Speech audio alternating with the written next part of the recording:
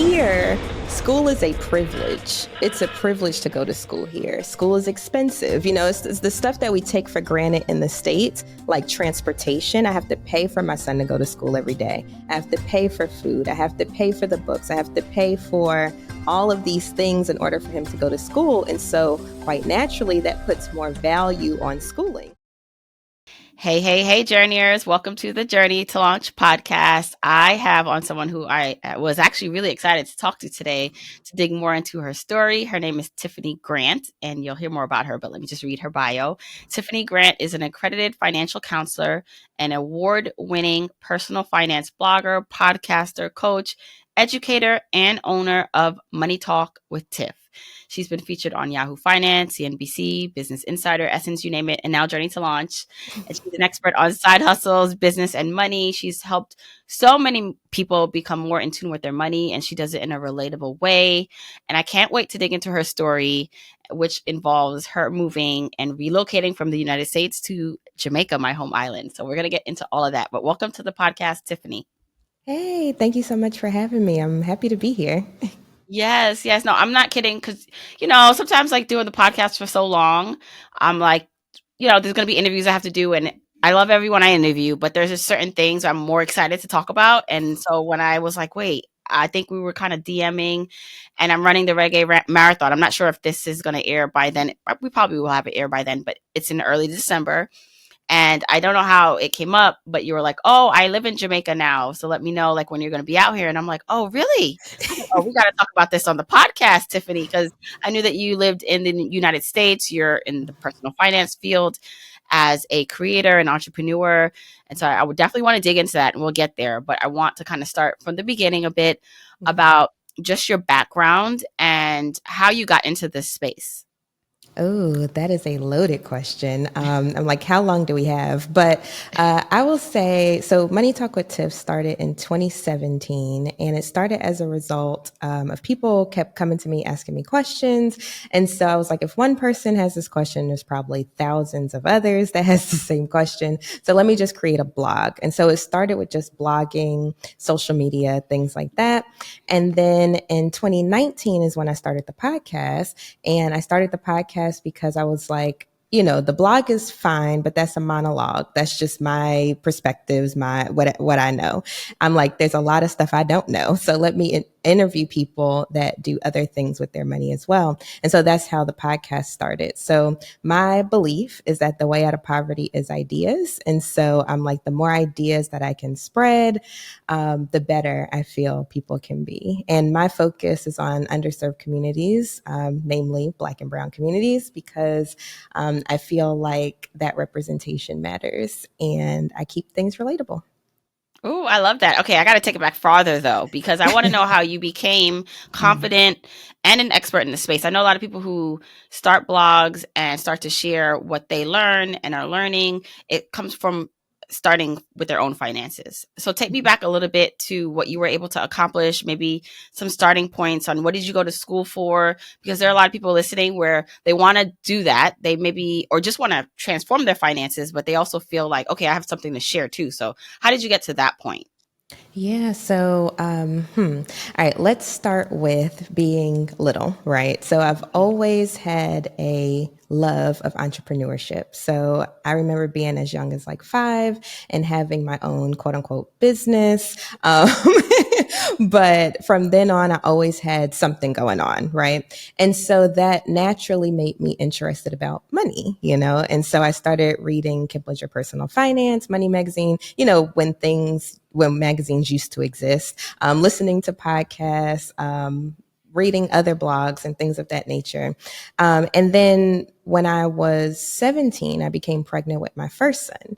And then that's when I realized, okay, Tiffany, you really got to get your life together. It's showtime now, all the stuff that you kind of learned along the way. And so I went on this journey, and one of the catalysts to when I got serious about debt payoff and taking it serious, not only my son, but when I realized that you had to have credit in order to have credit, because I was terrified of credit just because how I was raised. My family is big spenders. And so I saw what credit card debt could do. And so I wanted to stay far away from that. And so it was actually financial trauma for a while. And then I said, okay, Tiffany, you got to get over this fear. You got to get some credit, so you can get some things done. And I went to the bank I had been with since I was 16. And I was like, oh, it should be easy. And they denied me. And the reason they denied me was because they said medical bills on my credit report, which I was told didn't matter. At that time, it did. And then also, I wasn't making enough. And so that kind of just started this trajectory of me taking my credit serious, getting on budgeting really heavy, all of this stuff. And my original goal was to be debt free by 30. I did not make it. Which is important to point out. Now I say debt free by 35, and there's a myriad of reasons why. But I also tell that story to give people grace because I'm like, I do this for a living, and everybody falls off track. So it's okay if that happens to you. You can just change it. Whose timeline are you Right. on? Well, I think so. So you were 17 with your first son, and where did and I think so. I think for a lot of people who have children young or are having children, you don't have to be young. You could be Mm-hmm. married and have a foundation, and it's still expensive. It's still hard. So can you just talk me through a bit of like that time frame? Like, did you go back to school? How did you incur the debt that you did have? And because I'm impressed that, as a young mom, you still were able to stay focused. Cause I just know that it's so hard to do that with children and, at that age. Yeah, it was very difficult. I'm not going to lie. And I'm so grateful that I had a good support system when it came to my family. So I was in college. Went straight from high school into college, and I did 2 years at community college, and then I transferred to a 4-year university. And the funny story behind that is when I was right before I found out I was pregnant, so maybe like a week before, I was accepted into Johnson and Wales. I always wanted to be a chef. Okay. So from when I was little, I wanted to be a chef, and I got accepted, but that would have put me an hour and a half away from my support system. And so I was like, well, let me go with my second love, business. And by that time, it was too late to apply, of course. And so I went to community college, which ended up being a great decision. But that's kind of how I started on that whole trajectory. And so I was raising my son, doing classes mostly online is how I got it done. And so whenever he would sleep, I would be doing my work, and I was practically a homebody. I'm gonna be honest, still am, but that's just how I did it. And then I went from there. I graduated with my bachelor's in business with a concentration in management. Then I went on like a year or so after that and went for my master's, and I graduated with my MBA in 2018. And I was actually just in a PhD program. Now I have 3 kids, by the way, but I was just in a PhD program at the beginning of this year before I moved, and I decided to leave so that way I can move. Okay. All right. We'll definitely get more into that decision, that process. So then so like I read in your bio, you are an accredited financial counselor. So at what point did you switch from, like, what was your goal when you were in school? Did you think, even though you had the entrepreneurial spirit, did at one point you think you wanted to get a job, be in corporate America, or was the plan always to have your own business? And how did you get into like the personal finance field as a career? Yeah, so I was in corporate America up until 2019, and I was in HR, which I love, don't get me wrong. But I realized that I enjoyed talking about finance more. So I started Money Talk while I was employed. And so it took me about 2 years to build Money Talk up in a way where I could do it full time. But I did, I was in corporate America. I enjoyed it for the most part. Of course, you deal with a lot of people.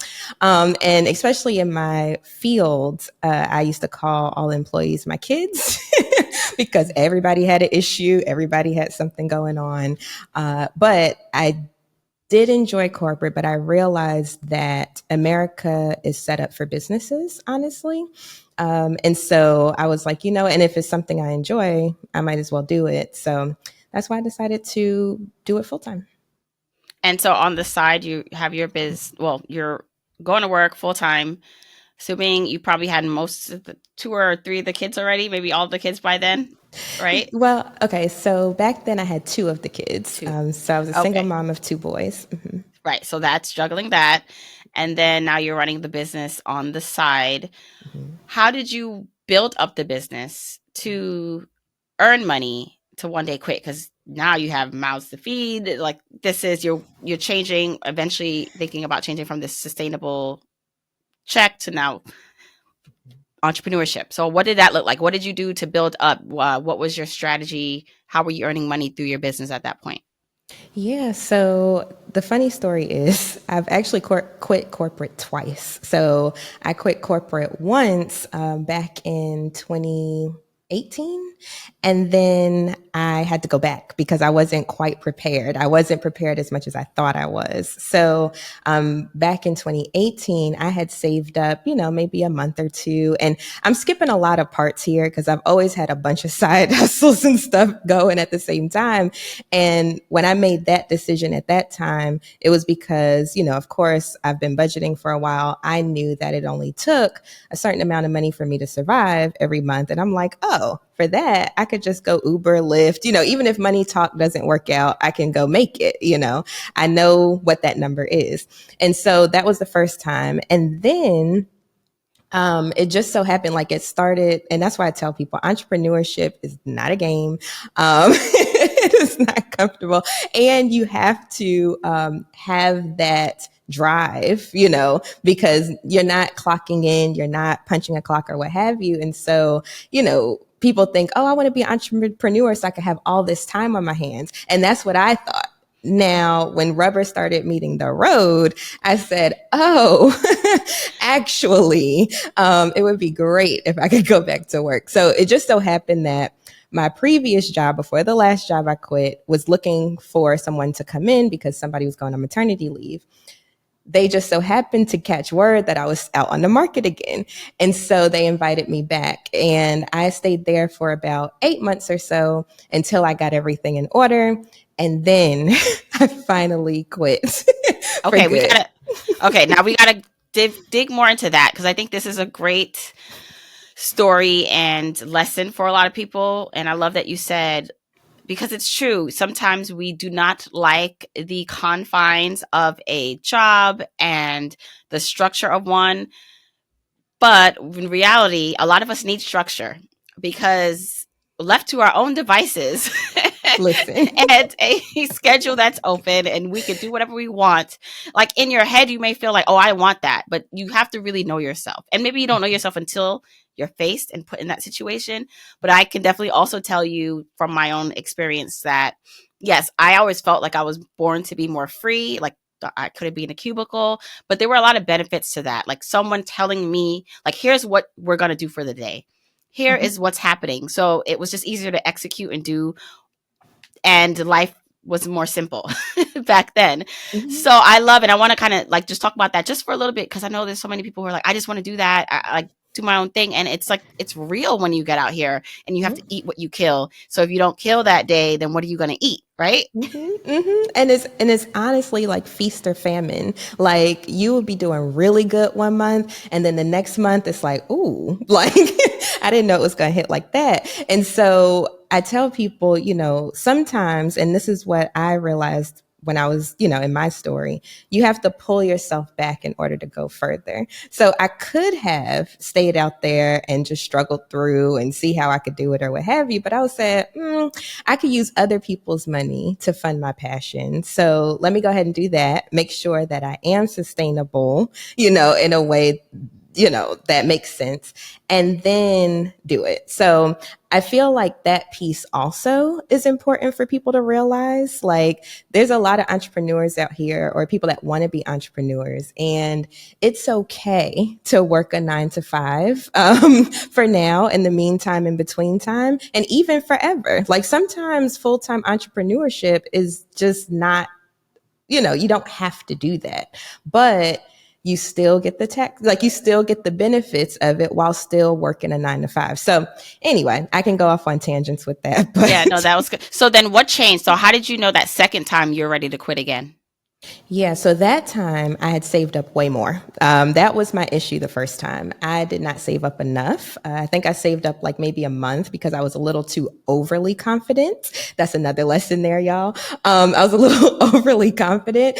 And the second time I saved up more and I also had more of a, stream when it came to my business as well. So I feel like being aware of that and knowing, if something's working, something's not, and to not be so attached. I could have been so attached to the idea of entrepreneurship that I'm like, oh no, I got to thug this out. I got to do whatever. But when you get into business for real, you realize that the business is not your baby, it's a business. And so you have to treat it as such. And I feel like that was in 2019 was when I realized that and I was ready. And what were the ways in which you were making money, or how did you secure the income stream that was more sustainable? Yeah, so at that point, I had way more traffic. So the blog was making a little more, but also speaking. Speaking had picked up quite a bit in 2019. Like 2020 was supposed to be my year to travel. Like I had trips booked, I had speaking engagements in different states. I was supposed to go to Thailand, like all types of stuff. And of course, COVID-19 happened, and everything. But everything was picking up at that point. And I can also talk about how I kind of during 2020 put Money Talk a little on the back burner because the speaking and stuff kind of dried up since nobody was having events and stuff. Then I started other businesses that were essential businesses that I knew would have to run. And so I still was doing Money Talk. However, the bulk of my income and stuff. So I say that to say know when to pivot as well. What were those businesses? Yeah, so the main one was a logistics business. So logistics never ends. Like all throughout COVID, we had the little sheets of paper where, if the cops pulled us over, we could show them that we're essential business or what have you. And so we were running all throughout the pandemic. And so that was the main one. And wait, sorry, what's a logistics business? Yeah, so, okay.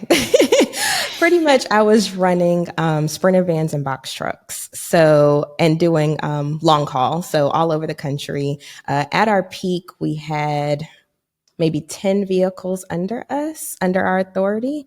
And in 2021, which is the last year that I was in it, we had made over 500,000 in revenue. So it was a really profitable business for that time. So you were renting out these trucks to other people, or? No, so we owned 3. So this was when I was married. That's why I'm like we. Okay. So we owned 3 vehicles ourselves, and then we had owner operators that ran under us. So they would bring their own vehicle, but use our authority, and we would find them loads and things like that and keep them running. And this is delivering things to people, like packages. Well, Okay, it was more expediting. So expediting is a section within transportation and logistics where it's delivering stuff faster than the big trucks. So with Sprinter vans, you can go across the country faster than you can with the big truck. And so that's kind of what we were doing. It's called expediting. Got it. You see, like this, it's so funny because when you said the word logistics, I know that there's a bunch of people who know what that means, and there's a whole like business and world and model that like understands that, and then people like me who've heard it in one way but never heard it in that way. And that's what I mean about there's so many businesses and niches out there that people are earning money in that you just may not be aware of, but your skill sets may be suited for it and your interest may be suited for it. And it's just a matter of knowing that it exists and knowing that that's a possibility. So just, we don't have to go too much into that business, but how did you get involved and how did you know about that? How did you get started in something like that?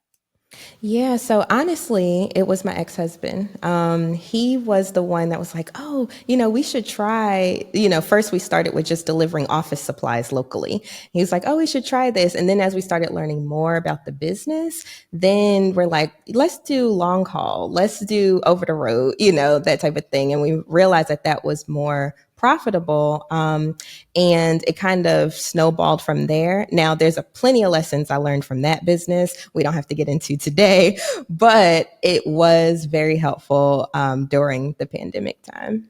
Got it. Got it. Okay. So you now are running, well, you took a little break or you fell back a bit just because of the pandemic and opportunities, but you had some side hustles and other businesses that were helping you. How did you get to the point now? Because you're currently living in Jamaica, but Mhm. before you were living in the States. Talk about the ramp up to making the decision to move, why you moved, and we can kind of get into those conversations now. Yeah, so in 2022, that was the first time I had been to Jamaica. So I'm a full time entrepreneur since 2019. So I was already running my business and stuff, being self sufficient with that. And when I came in 2022, I stayed for like a month and I realized that I could work from here as well. And so that's when I was like, I would love to be here. I fell in love with the island. I fell in love with the people and everything about it. And then at that time, I was pregnant with my third child. So I was pregnant with my daughter when I came the first time. So of course I had to have her, do all of that stuff. But by the beginning of this year, February 2024, I was itching to get back to Jamaica. So that is when I came to visit again. And I said, I can start seeing how this could be a possibility. And from February to April, because I moved in May, I came down maybe like 3 or 4 times, just getting things in order and, all of that. And then by May 29th, that was my emancipation day. I came down here. Oh my goodness. Okay.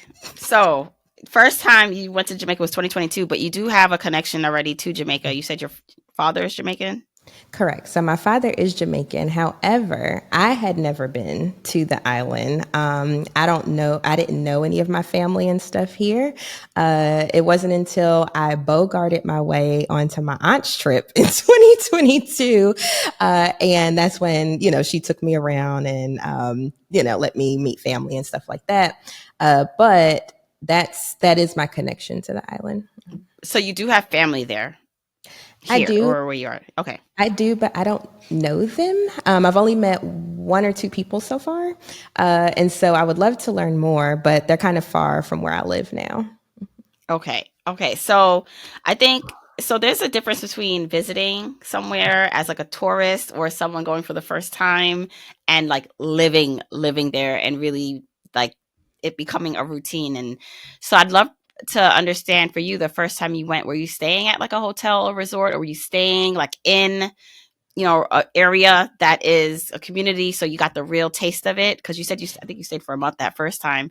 Because I do find that people see like, okay, the beaches, the everything that's nice, and of course Jamaica is nice, but there's like it's real life. People will go to work to and from every day. There's all that happening. So how did you Yeah. fall in love or know that it was supposed to be a place you actually lived? Yeah. So, okay. So when I came the first time and I stayed for a month, we stayed like a week in Ocho Rios. We stayed like a week in Montego Bay. Like we were all over, but we stayed the most in the Grill, which is where I live now. So we stayed here for like 2 weeks. Every time we stayed somewhere, we stayed in an Airbnb, or when we got here, we stayed with people my aunt knew here. And so, like, I've always stayed within communities. Like, I've never ever stepped foot on a resort here.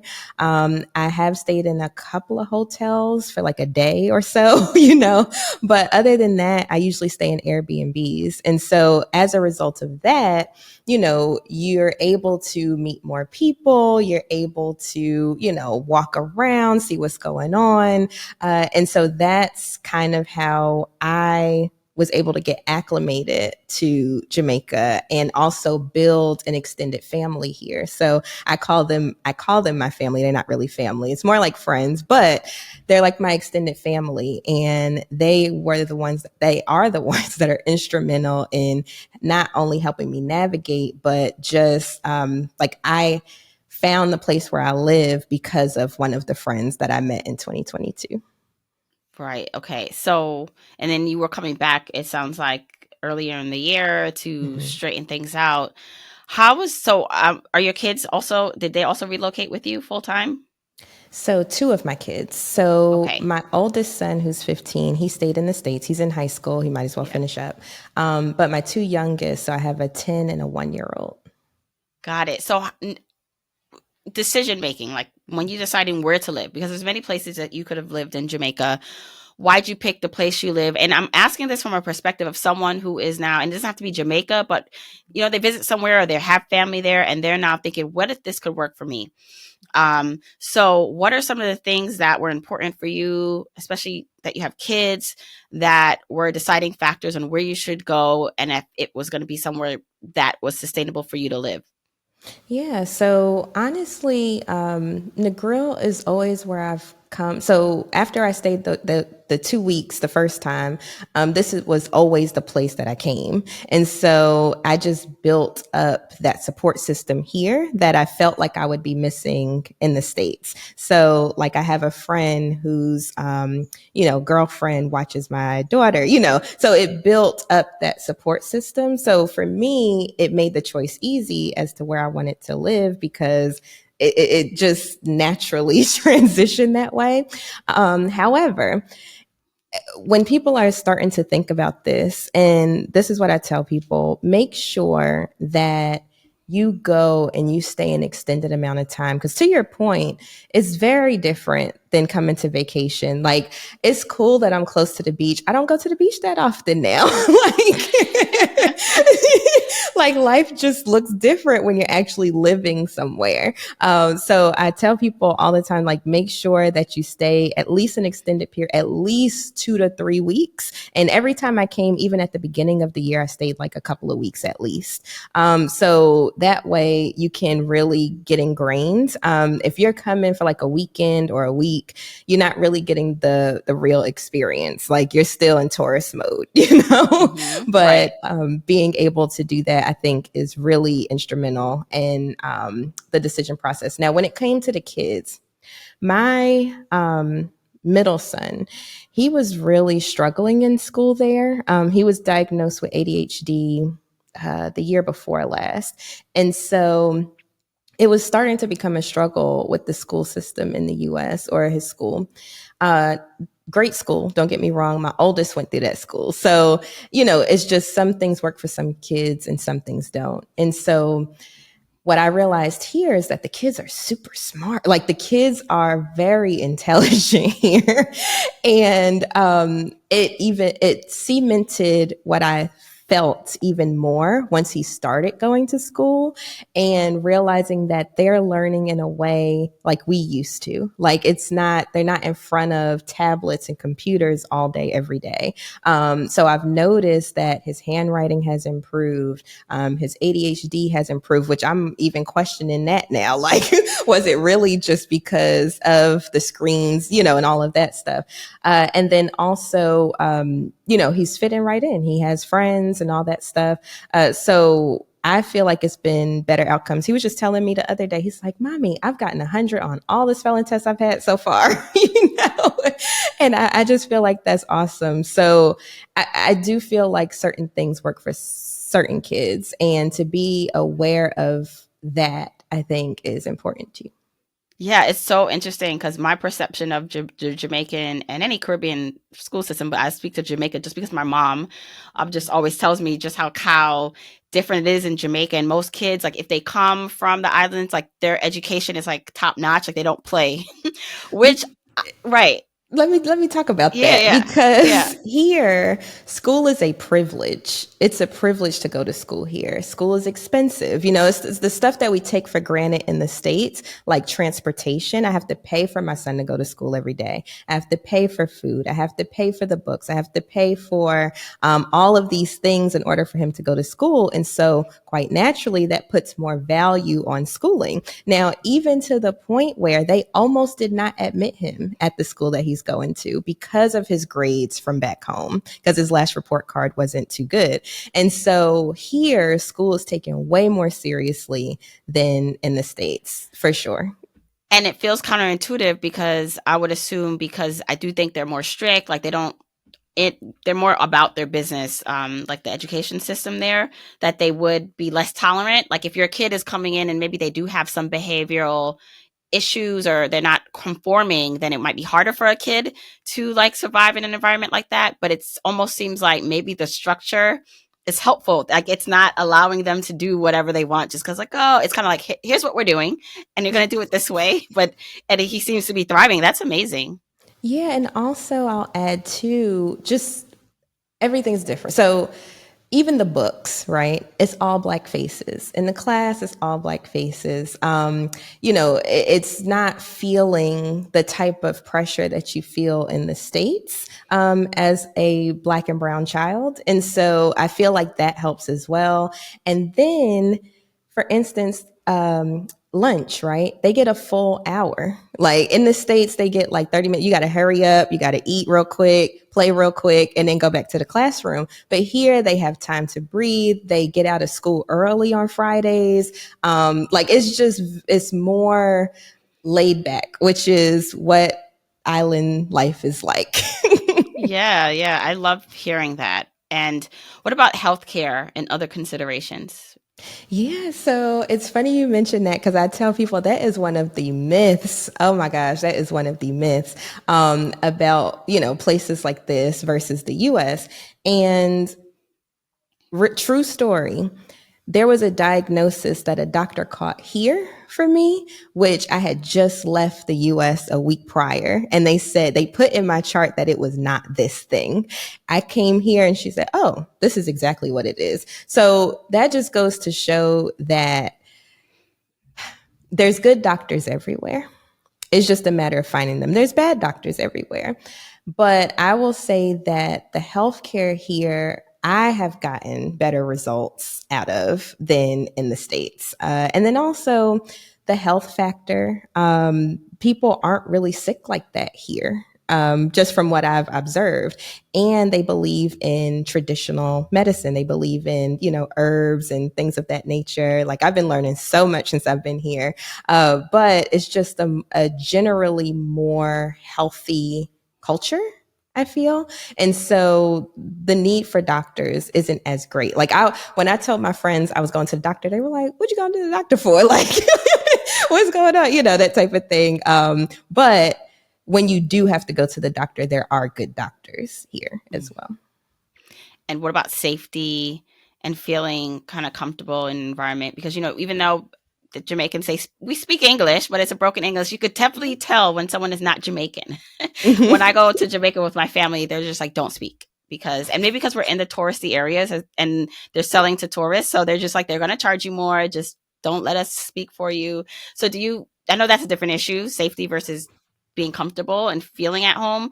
But how are you feeling with that? Have you adjusted with any of that?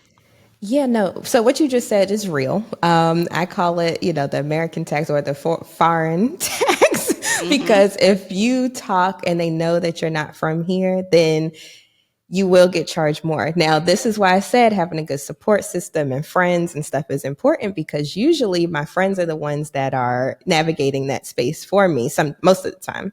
Now, safety. For me, that's another myth that we're being told, in the States. And I can only speak for where I live. So I live in Negril. It's very safe here. Like I feel more comfortable here than I did in the States. And another true story, I had went to the States to visit back in July and went out, and somebody ended up getting killed at one of the nightclubs, that I was supposed to go to.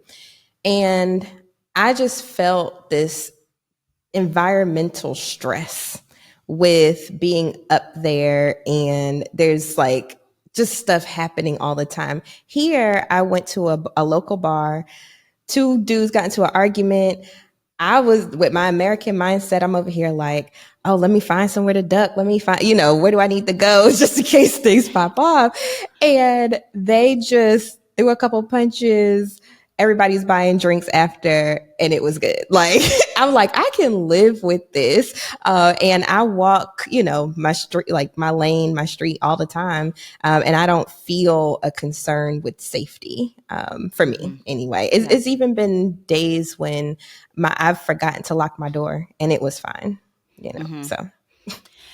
And I feel like, I think, and this is, so I think your experience speaks to, and I want to talk to also the financial considerations. Like there's, you're working, you're able to work remotely. And so we can talk about that. But there's just something, like it's said to be said about having a certain financial stability and ability to live the way you're living in Jamaica. Right. And that is like a privilege that all of us have, I think, coming from the States, because I know a lot, just because I have family, I have people there where it's just like they wouldn't want to stay in Jamaica. Their goal would be, and that has always been, not always, but that has been primarily a lot of the goals for especially past generations, of coming to the States for better opportunity, for more, to make and earn more money, for more structure, a different kind of place, right? And so I guess I think we should probably just talk a little bit about that, the privilege of, or the stability, having money, how that is helpful, to you being able to experience Jamaica the way you are experiencing it, and that there are people in Jamaica who, couldn't afford maybe to send their kids to to a school that is charging, or for transportation and all those things. Yes, and that is a super important point, and I'm glad that you brought it up because that is one thing that enraged me when I was visiting here, was how much the locals get paid. So people are spending thousands and thousands and thousands to stay in Jamaica on these resorts and things, and meanwhile, the people that are doing the work are not getting paid nearly, not even remotely close to that. And so that is one thing that I have been very vocal about, honestly, because it is, in my opinion, an injustice. However, and I also add that all that school that I was talking about, that's a public school. That's not even private school. So putting yourself in the and on top of that, food is expensive here as well. And especially in Negril, where I live, is very expensive. And if it wasn't for the resources that the land provides, luckily Jamaica is full of natural resources when it comes to fruit trees and herbs and, the fish and, all of that stuff. If it wasn't for that, people would be priced out of eating. And so that is part of my mission here as well, but that's a whole nother topic.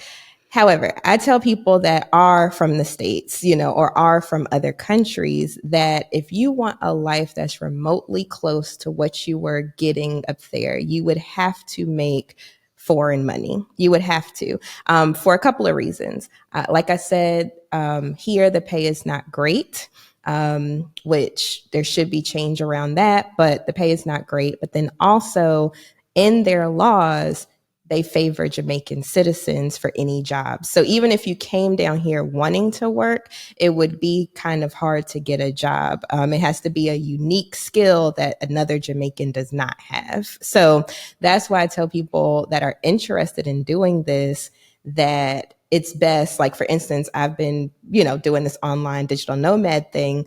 So that works for me. But if you don't have that. Let's talk a bit about like, how you're able to stay, and like, the visa required to stay for a long time, and how the process was, and just what to think about when you're looking into that.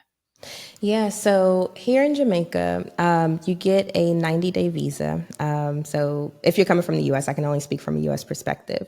So you can get a 90-day visa. However, with me, since I go in and out so often, every time I come in, they kind of restamp it. So like I was up there in July, I was up there in September. And so I've never hit that 90 days straight.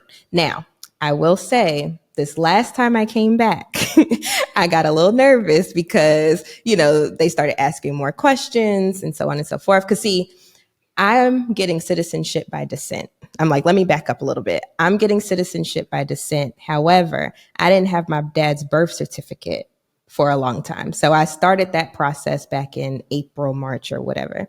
And so because I don't have his birth certificate, I can't file for citizenship. Now I do, but before I couldn't.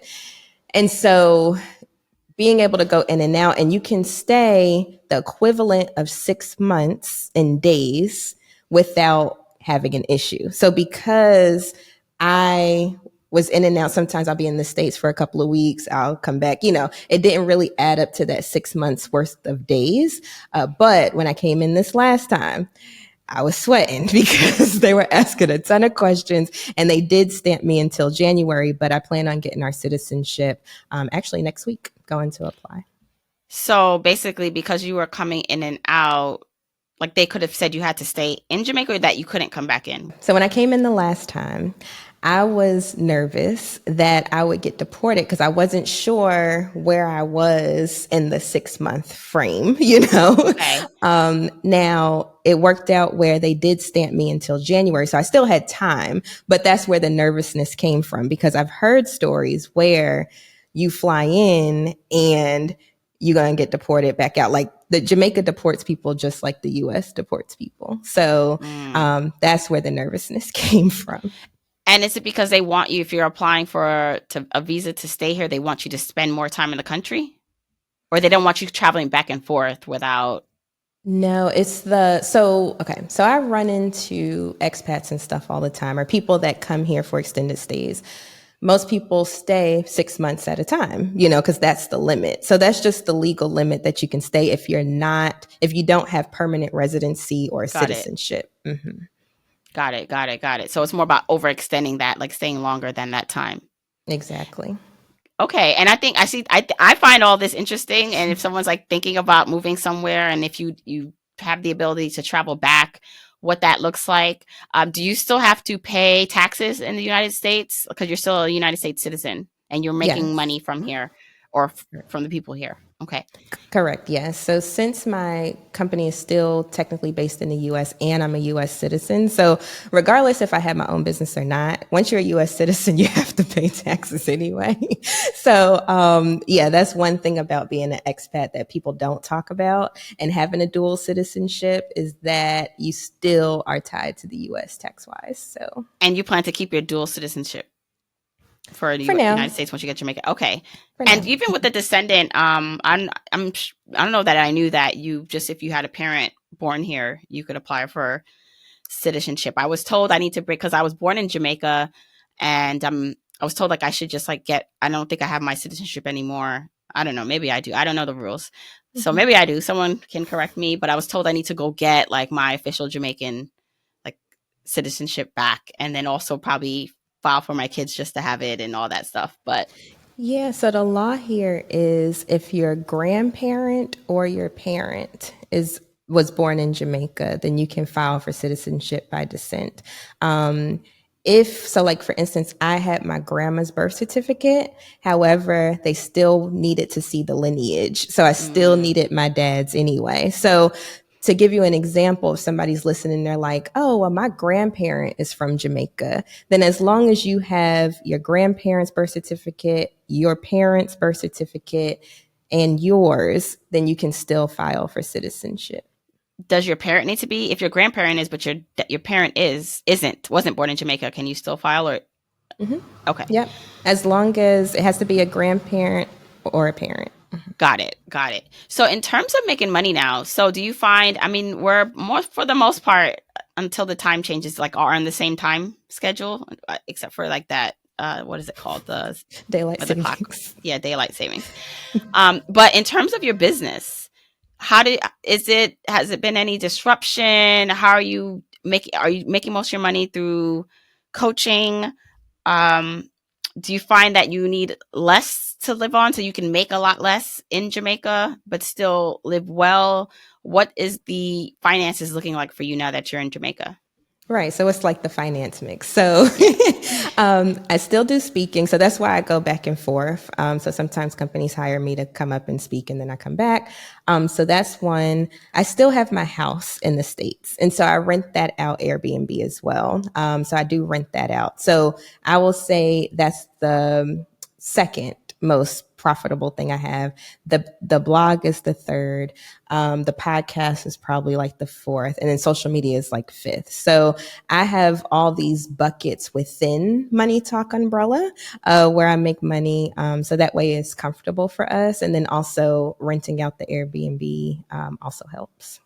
Right.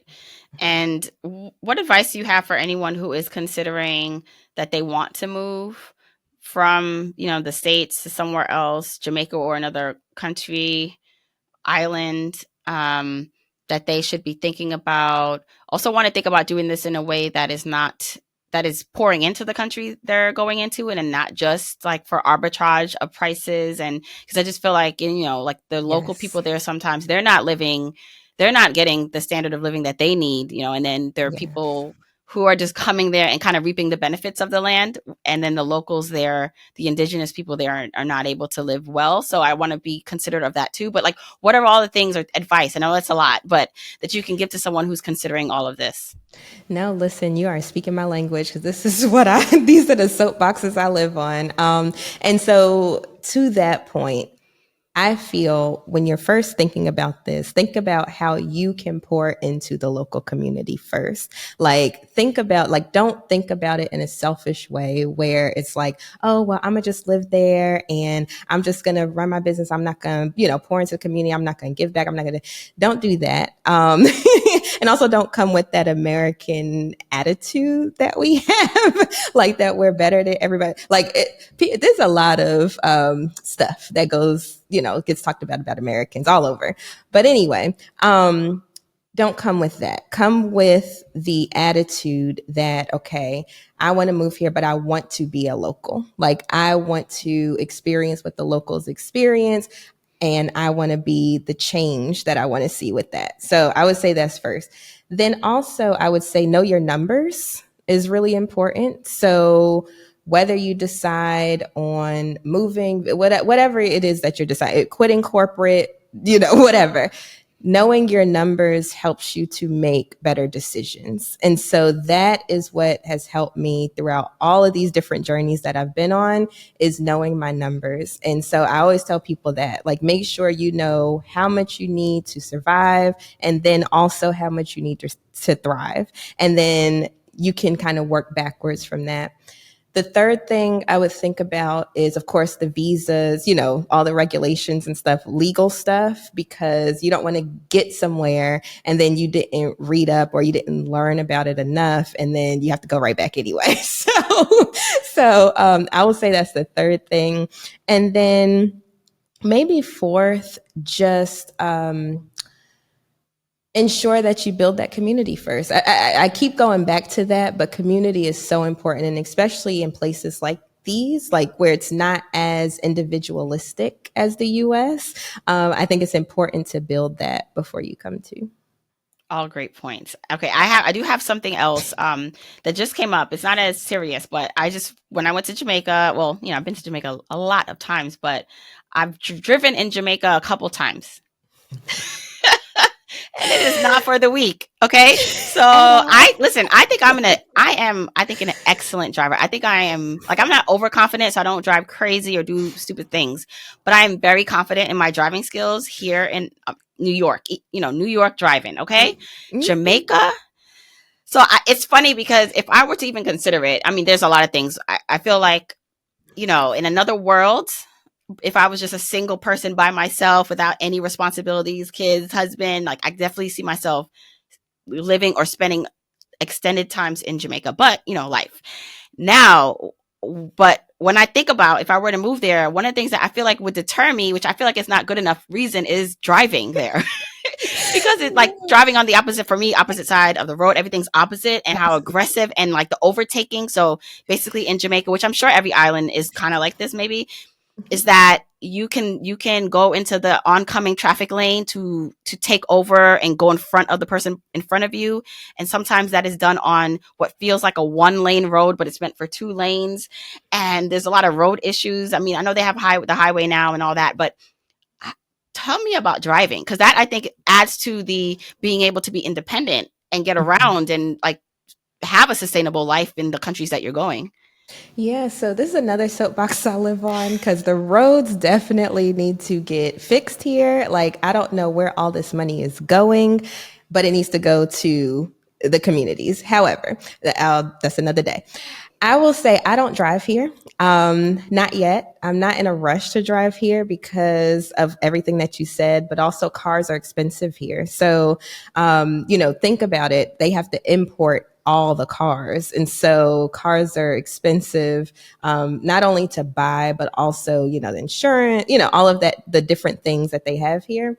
And so I don't drive yet. However, I do hire drivers. So I hire drivers. And for me, that feels good because I'm also feeding back into the community again. So this goes back to my other point. So I'm like, for me, I'm in no rush to drive as long as God gives me the ability to pay other people to drive for me. I am more than happy to pay that. And especially because it goes right into the hands of the locals. Right, right. See, I think there's another what I would have perceived as a problem that if you're fortunate enough can be solved with money. I think I forgot what the saying is, but if it's a problem that can be solved with money, then it's not a problem. And most problems can be solved with money. It's just being able to get the money to solve that problem. So in that case, that is a solution in case someone is afraid to drive. But And um, I'll yeah, also add, don't get me wrong, the public transportation here is good too. There's taxis that run all day, every day, all hours of the night. There's transportation here. So don't get me wrong. And it's affordable, very affordable. The taxis, for instance, I live on the West End. From the West End to town is 200 Jamaican dollars, which is like a dollar, in US. So, there's really affordable transportation and bike taxis. My son did a bike taxi the other day. He's like, can I ride on the bike again? you know, was he by himself? he was because his driver couldn't get him from school, so he got one of his friends to do it, and it Oh ended wow. up being a bike, and so it was a new experience for him. But he loved it. So there's different modes of transportation here. Don't get me wrong. So there are other ways that you can do it, but I would say don't let transportation be a deterrent because you'll be able to get around for Yeah, you sure. figure it out. You figure it out. And that's just in general. I think sometimes we have like these ideas and something trips us up about something that, scares us but it's all solvable. All the problems or things you think will be roadblocks are solvable problems if you're creative, if you talk to enough people, if you open your mind about it. So I really hope that this inspires someone, not necessarily to just move to Jamaica, Yeah. but to to think about their life and possibilities of it. Because I don't did you would could you have imagined 5 years ago that you'd be living in Jamaica? Not at all. Like, not even by a long shot. It wasn't even on the radar 5 years ago. Right. Which is I love that. I just feel like who knows where your life can lead you once you start the journey, once you follow the next steps and are inspired and courageous enough to go after what you want in life. And I do want to add, because I am a woman of faith, right? And I feel like, not I feel like, I know that my faith is bigger than my fear. So if I feel fearful of something, I'm like, maybe that's something I should pursue because, if that's something that's given to me, I know that there will always be a way, you know? It's been like that my entire life. So I'm like, why would I not believe that now? So I will say that was a huge, huge, huge, huge thing. When I was told, Tiffany, go, I just went. And I said, I will figure it out as I go. And everything has been working out. So Oh, beautiful story. Tiffany, can you please tell everyone where they can find more about your blog, podcast, all your work, where to contact you? yeah, so my website is moneytalkwitht.com. That's where you would find the blog. Wherever you're listening to this podcast, Money Talk with Tiff, you can search for mine. And then I'm all over social media. I have a little addiction with social media. So everywhere you are, it's at Money Talk with T. That's where you'll find me. And I will make sure to add all of that in the episode show notes. Thank you so much for coming on and sharing your amazing story and journey, Tiffany. Yes, thank you so much for having me. It was a pleasure. This was fun.